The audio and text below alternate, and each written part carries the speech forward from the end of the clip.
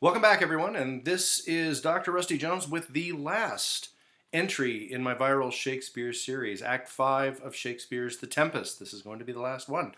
So, the subtitle for this particular video is Forgiveness, and that is the centerpiece of Act 5, where Prospero chooses, instead of exacting revenge upon those who have wronged him, he considers it a more noble venture to offer them forgiveness. So, whereas in tragedies like Lear and Hamlet and other things, um, vengeance feels like it's the end all be all for the course of justice. Unfortunately, revenge ends in a bloodbath in Shakespeare, and fury begets more fury, anger begets more anger, and the whole thing ends really, really badly.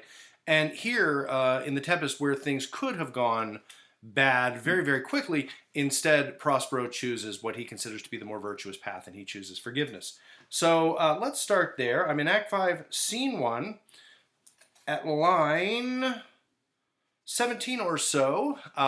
Ariel has informed Prospero, as everything that he is doing is coming to a head as far as his magic is concerned, that Alonso and Antonio and Sebastian are all still running madly. You know, they are mad, they are in their fits running around, and Ariel is bringing them to judgment that Prospero is going to give to them. And Gonzalo is still also in tow, the good counselor Gonzalo, who is not affected by madness.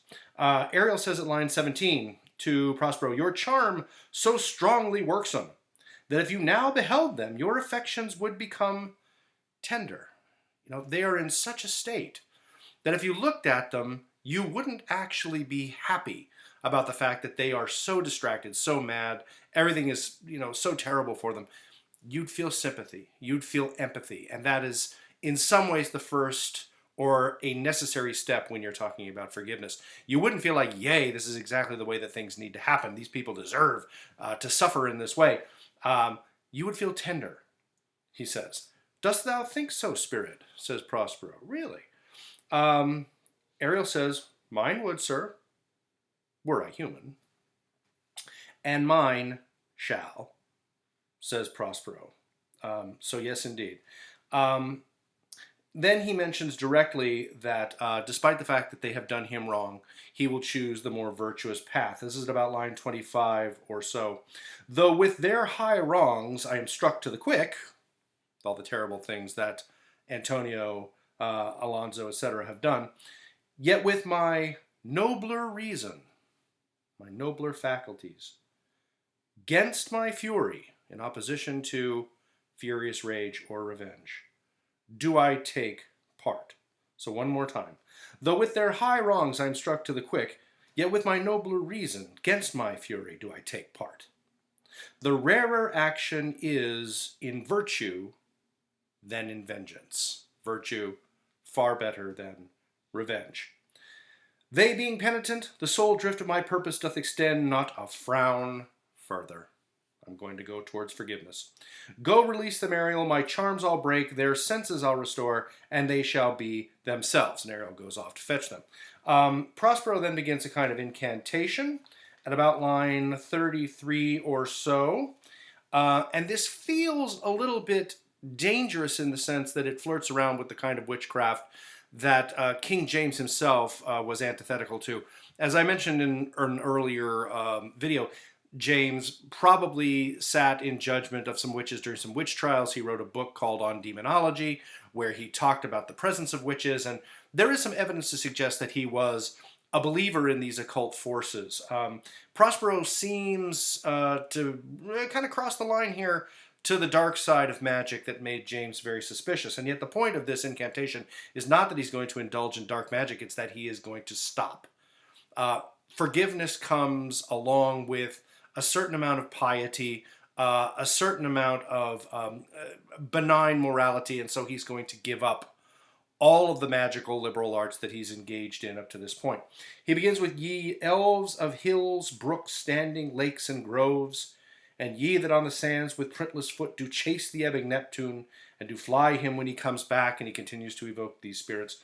A little bit later in the speech, at about line,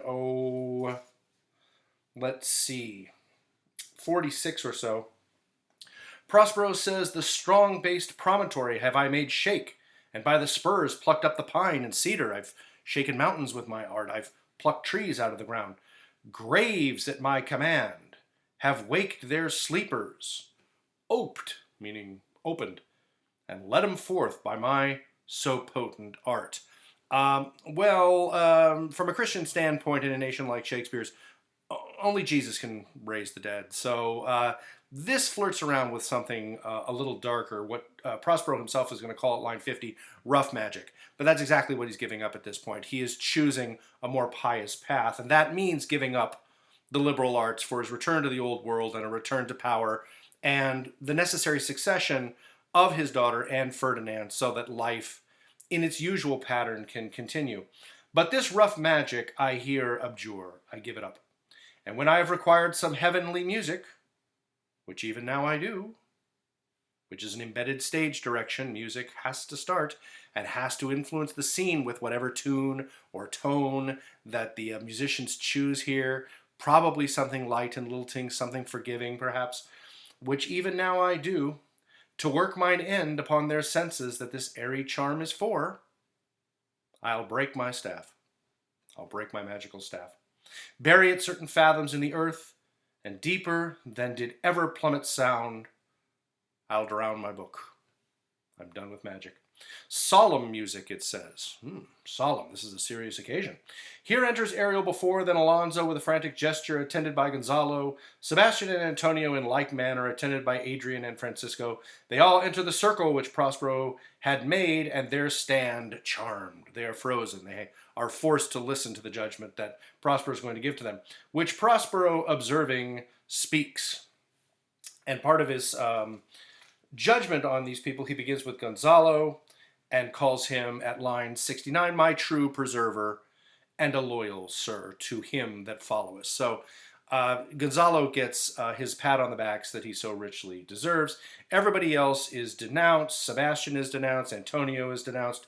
You, brother mine, that entertained ambition, expelled remorse in nature, who with Sebastian, whose inward pinches therefore are most strong, would here have killed your king. So he exposes the plot that Ariel witnessed of the fact that they were going to kill the king. I do forgive thee, unnatural though thou art. I have plenty of reasons to attack you. I have plenty of reasons to denounce you, to condemn you, etc. I do forgive thee, he says at about line 78 or so. Let's see. Ariel sings and helps to attire Prospero as the Duke of Milan. So he has shed his magical robe. He is returning to the clothing that indicate his return to the old world and his position as the Duke of Milan before he gives this up to his daughter and her husband. They, Gonzalo and everybody else, they begin to awake at about line 102. And as soon as Prospero comes back in dressed as himself, the Duke of Milan, the way that Alonso and company would recognize him, Alonso immediately gives up the ghost. He's like, whoa, okay, I see you. I see that you're here. I see that you're alive, Prospero. I admit I've done wrong, and, I give you back everything. So he just absolutely cops to the whole thing right off the bat. Line 118 or so. Thy dukedom I resign, says Alonso, and do entreat thou pardon me my wrongs. But how should Prospero be living and be here? Prospero says, first, noble friend, let me embrace thine age, whose honor cannot be measured or confined. And whereas he had rather privately applauded Gonzalo, now he gets to publicly announce his positive feelings for Gonzalo, and he embraces him as someone deserving of respect and thanks. Prospero then publicly denounces his awakened brother outside of his magical circle and says, for you, this is to Antonio at line 130 or so, most wicked sir, whom to call brother would even infect my mouth, I do forgive thy rankest fault. So he had forgiven him privately to the audience, now he forgives him publicly to his face. I do forgive thy rankest fault, all of them, and require my dukedom of thee, which perforce I know, thou must restore. And we don't really get to hear from Antonio, but we just assume that this is a done deal. Antonio is going to give Prospero his dukedom back. He and the king, Alonso, begin to talk about their various experiences and to talk about their common loss. Alonso thinks that he's lost his son Ferdinand. Prospero is joking around with him, saying essentially, well, I have lost a daughter too. He's lost the daughter to marriage. The daughter is now part of the retinue, to put it kindly, of Ferdinand, as basically they are as good as wed. Line 147. Prospero says, somewhat jokingly with a little bit of a wink to the audience, for I have lost my daughter. A daughter, says Alonso. Oh heavens, that they were living both in Naples, the king and queen there. That they were, I wish myself were mudded in that oozy bed where my son lies. When did you lose your daughter? I wish that my dead son and your dead daughter were together. Well, they are together, and they're not dead. Where did you lose them? Prospero says, in this last tempest, because that's what brought them together. I perceive these lords of this encounter do so much admire that they devour their reason, and scarce think their eyes do offices of truth. Their words are natural breath. But howsoever you have been justled from your senses, know for certain that I am Prospero, and that very duke, which was thrust forth of Milan, who most strangely upon this shore where you were racked was landed to be the lord on it. So he just asserts himself as both lord of this island and the returned lord of Milan. As a kind of reveal, the actor playing Prospero is going to go back to the middle of the stage and pull back the reveal space, pull back the curtain for one of the three entrances, the one right in the middle known as the reveal space. And there, Prospero shows Ferdinand and Miranda playing chess, which is a big reveal for Alonso. It was like, oh my goodness, my son is alive, and there he is, yay! And we get to have this happy, romantic reunion because, of course, it's a fake death. It's a shine toad. It's not a real death, so Alonso gets to be super, super happy. And Prospero gets to continue to be the kind of magus that can control everybody's emotions in the entire situation. The question is big, why chess? They could have been doing anything back there. They could have been revealed playing any game. They could have been, playing cards. They could have been doing whatever. They're playing chess, and they're actually arguing about it. Miranda says, sweet lord, you play me false. You cheated. No, my dearest love, I would not for the world, says Ferdinand. Yes, you did, says Miranda. For a score of kingdoms you should wrangle, and I would call it fair play. Yeah, you're cheating me, she says, and you would probably cheat to gain a whole bunch more dukedoms, she says, and you know what I would do because I'm a good wife and the kind that you want? I would call it fair play. I love it because chess as a game, if you think about it for a little bit, is really a game of warfare. It's a game of politics. It's a game of strategy. It's a game of one-upsmanship. It could be kind of indicative of their relationship to some degree, which is a political relationship. They're going to be political figures, so there's a kind of internal war going on here where she calls him out for cheating. He backs off on it, and she says, don't worry about it. I will actually forgive you. So you get a kind of a back and forth, almost a strategic nature behind their budding relationship, where Miranda's going to call him out, but she's also going to forgive him. So chess here is politics, it's love, it's a relationship, it's warfare, it's all of these things. It's a very well-chosen selection for Shakespeare to bring these kids back onto the scene, and Alonso gets to have his moment at about line 176, where he has his reunion with his son. Miranda has her famous line at about 183 or so, 182, where she sees all of these men that she's never seen before, and she remarks, "Oh wonder, how many goodly creatures are there here? How beauteous mankind is! Oh, brave new world that has such people in it." That is so wonderful for romance because she's such a pure figure in a way. We know that these guys, although they've been granted forgiveness by Prospero, are not pure. They are not beauteous. Antonio's got a bad seed in there that Prospero himself may have fostered into growth. Alonso, Sebastian, these are not good seeds. And yet for Miranda, who sees things with that purer eye, they are simply miraculous. It reminds me of Hamlet's "What a piece of work is a man," before he says, "Mankind delights not me." For Miranda, it's just, these are beauteous creatures. These are the pinnacle of God's creation. And it's such a wonderful, brave new world, she says, that can have such wonderful beings in it. Prospero says, "'Tis new to thee," meaning it's not new to me. It's new to you. You can see the beauty of it because you're a rather pure soul. untouched by the old world machinations and Machiavellian plotting. I know that stuff. They're beautiful to you, maybe not so much to me. Um, let's see. Ariel brings in the bosun and some of the other sailors to report that they've been asleep under the decks and everything is absolutely fine. Was it well done, says Ariel at line 241. Bravely, my diligence, thou shalt be free, says Prospero. Another promise to Ariel. Then he tells Ariel to go set Caliban and his companions free at about line 252 to untie the spell that's on there and bring them in. Enter Ariel, driving in Caliban, Stefano, and Trinculo in their stolen clothes, which they do. And everybody gets a good laugh at these, the monster Caliban and the drunken idiot Stefano and Trinculo in clothes that they have not earned the right to wear because they were not born into a certain class. They've usurped that right. And they are driven in, and Sebastian says, at line 263 or so, Sebastian says, "Ha ha, what things are these, my lord Antonio?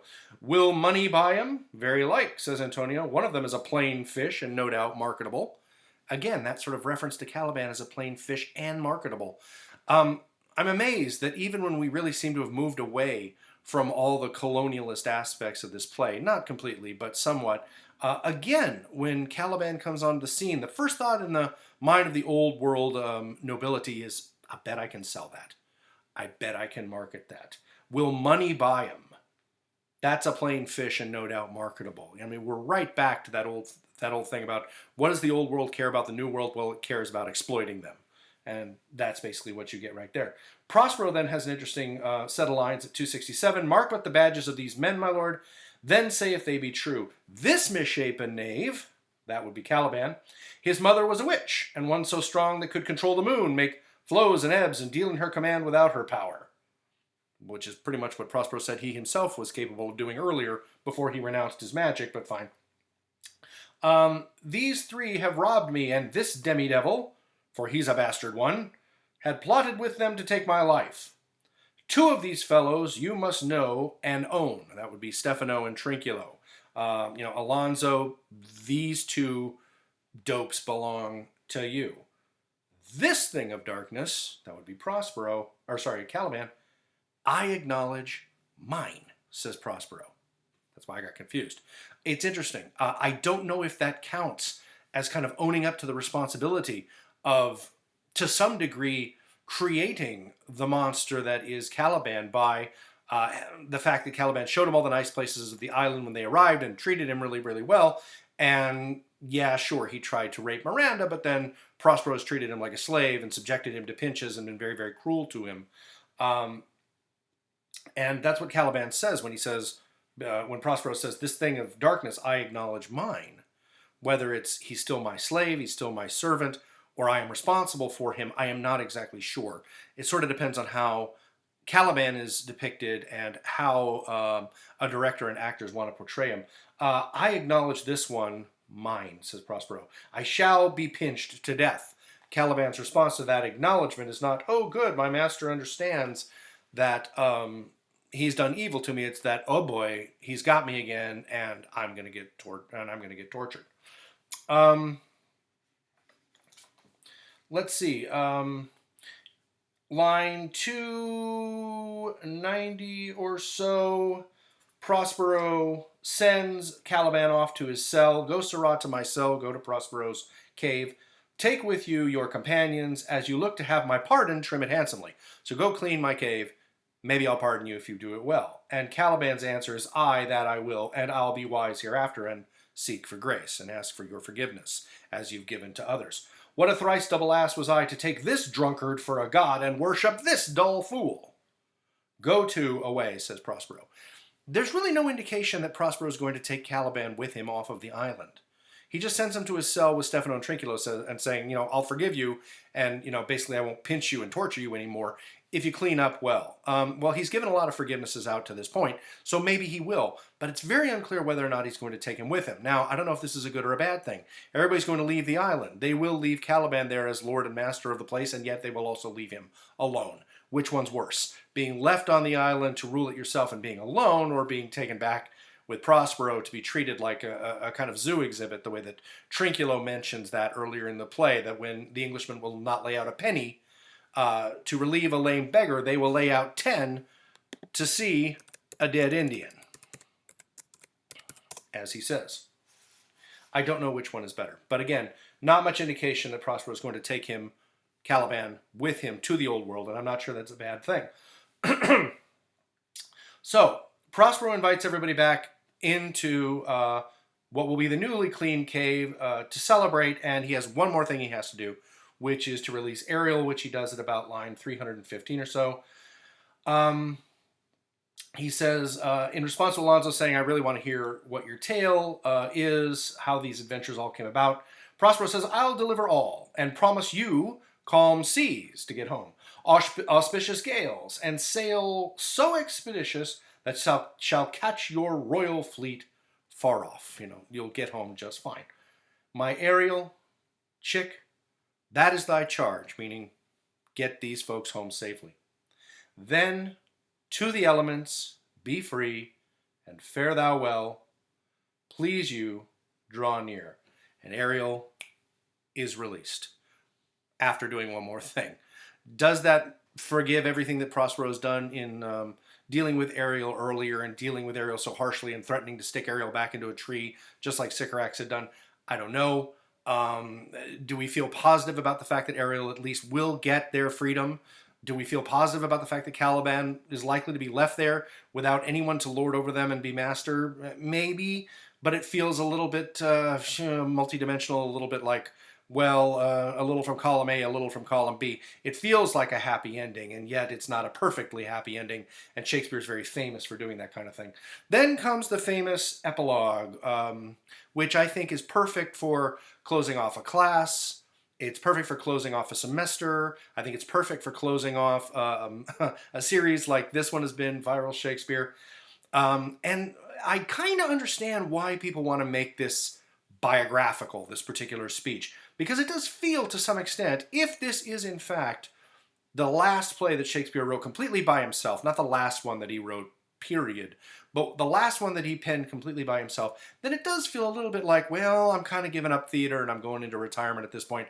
And if you equate Prospero's magic with the power of theater to bring forth things from the imagination and make them real, and I'm paraphrasing a little bit from A Midsummer Night's Dream, where Theseus completely derides the power of the imagination and says, imagination is this stupid thing, it can make a bush a bear, and it's completely ridiculous and I don't want to have anything to do with it.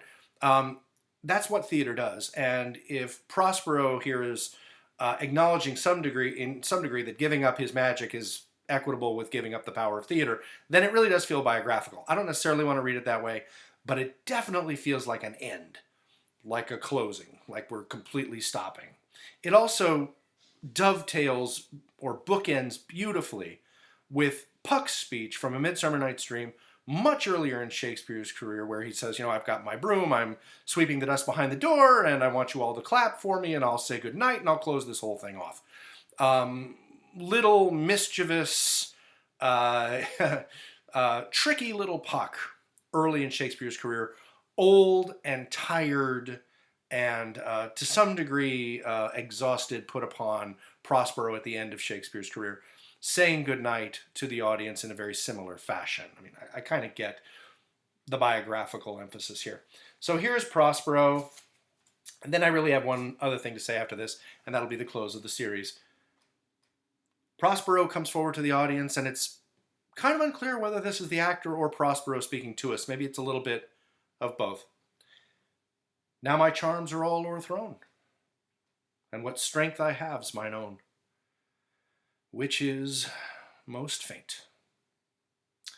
Now, 'tis true, I must be here confined by you, or sent to Naples, You who? You, the audience. I who? Prospero or the actor? I got to stay here unless you let me go. Back to Naples as Prospero or out of the theater as the actor. Let me not, since I have my dukedom got and pardoned the deceiver, dwell in this bare island by your spell, but release me from my bands with the help of your good hands. Again, there's such a crossover there between the actor and the character. Don't keep me here on this stage in this island by your spell, but clap for me and I get to leave.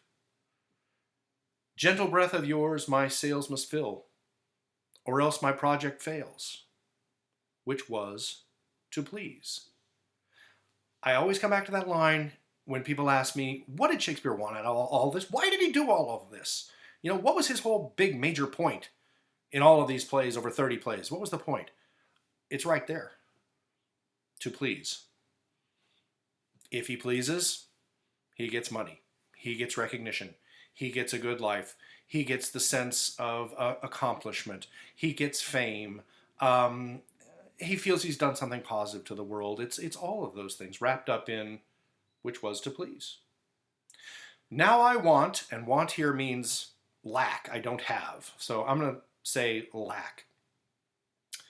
Now I lack spirits to enforce, art to enchant, and my ending is despair unless I be relieved by prayer, which pierces so that it assaults mercy itself and frees all faults. As you from crimes would pardon be, let your indulgence set me free. And the actor asks for applause in order for the spell of theatrical magic to stop and everyone to be released back into their regular lives. I'll just say in closing this series, and I've got a couple of minutes left here, that one of the things that I love best about Shakespeare, and people often ask me what I like best about Shakespeare, and one of the things that I love about him, besides the beautiful poetry and the enduring themes and the fascinating characters and all that, is that Shakespeare absolutely loves the little guy. He likes the characters in society, the people, I should say, who are often overlooked or derided or downtrodden. The bottoms from A Midsummer Night's Dream, the people who are there just to be laughed at, apparently, by the upper classes, but they're the ones that we lock into because we know the nobility behind them. Some other examples of the little guys who succeed. Dogberry in Much Ado About Nothing, the idiot constable and his retinue of idiots. They're the ones that expose the evils of the nobility. The nobility doesn't expose the other nobility. They're completely blind to what the nobility is doing. It's the little guy, the dope, who exposes them. I've mentioned to you in this series the servant in Lear who stands up to Cornwall and says, look, I've been serving you forever, but you're pulling out the eyes of this poor man, Gloucester?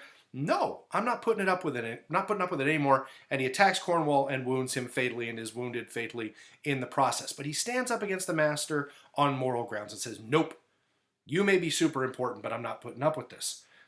Even in Richard II, one of my favorite plays, which we didn't read here, the jailer who comes to Richard in his darkest moment and offers really the only human contact and human comfort that Richard has ever felt in his life just prior to his murder in his jail cell. He makes a real human connection with this lowly nobody who's just, watched other people ride around on Richard's horse and wants to talk to him about that experience on a very sort of personal level. It's the little guys that Shakespeare loves, and he wants us to love them too.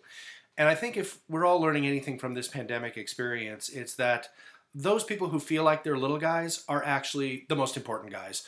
The important guys aren't going to save us. The ones that have been saving us are the little guys. The people who drive trucks, the janitors, the people who restock store shelves. To toot my own horn a little bit, I guess the teachers, but I'm really focusing here on elementary, middle school, and high school. The students who've persevered through the worst kind of difficulties to continue their education and to make something of all the ambitious things that they started. these are the people that are going to save us. Just like Shakespeare points out, these are the people that are going to save us.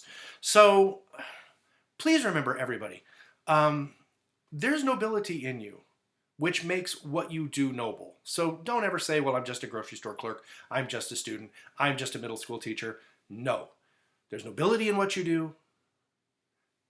There's vitality and importance in what you do. Never apologize for it, ever. Our revels now are ended. I wish you all the best, and I will see you all soon.